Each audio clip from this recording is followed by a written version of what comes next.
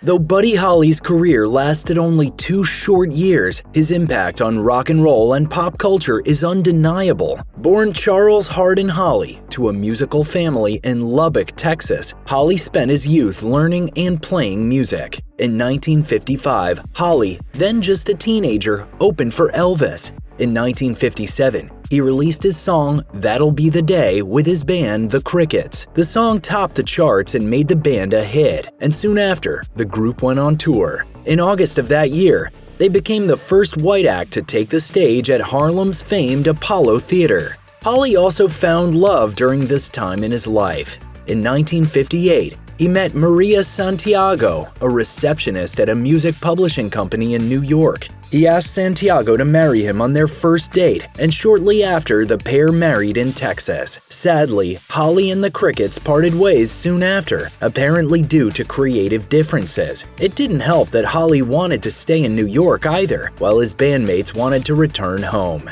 Now a solo artist, Holly reluctantly agreed to perform on the Winter Dance Party Tour in the Midwest in early 1959. Maria wanted to join her husband on the road, but because she was pregnant with their first child, Holly said no. By all accounts, conditions on the tour were brutal, and people were getting sick from the freezing Midwestern conditions. The bus was unheated and broke down frequently, and when the tour made its way to Iowa, Holly decided he was over it, so he chartered a plane that would take him and his tour mates to Fargo, North Dakota. As the plane was small, however, they had to figure out who would fly and who would continue the miserable journey on the bus. In the end, Holly, Ritchie Valens, and J.P. the Big Bopper Richardson boarded the ill-fated flight. Valens and another guitarist actually flipped a coin to see who would get a seat. Moreover, Richardson was suffering from the flu and convinced Waylon Jennings, then Holly's band member, to give up his seat for him. In a remark that would haunt him for the rest of his life, Jennings jokingly told Holly he hoped his plane would crash after Holly said that he hoped the bus would freeze. When you feel like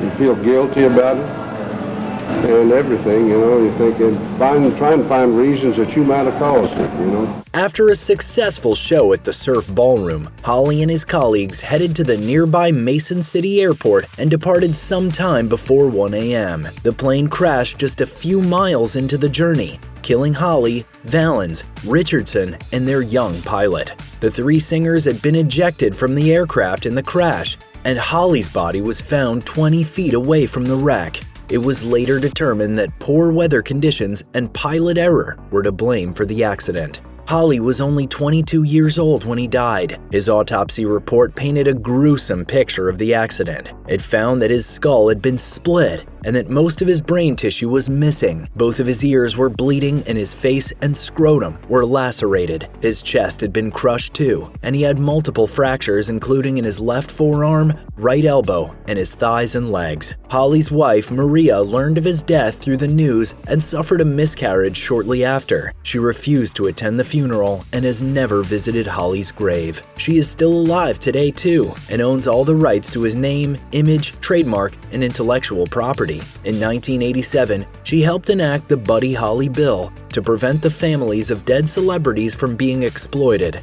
In 2019, she told The Mirror that she thinks about Holly every day. Don McLean later commemorated the plane crash in his 1971 song American Pie as the day the music died. Holly's music, however, did not fade away. The Texas native's legacy lives on in the acts he influenced, from the Beatles to Bob Dylan and many, many more. Buddy Holly is buried in Lubbock, Texas. Check out one of our newest videos right here. Plus, even more grunge videos about music icons are coming soon. Subscribe to our YouTube channel and hit the bell so you don't miss a single one.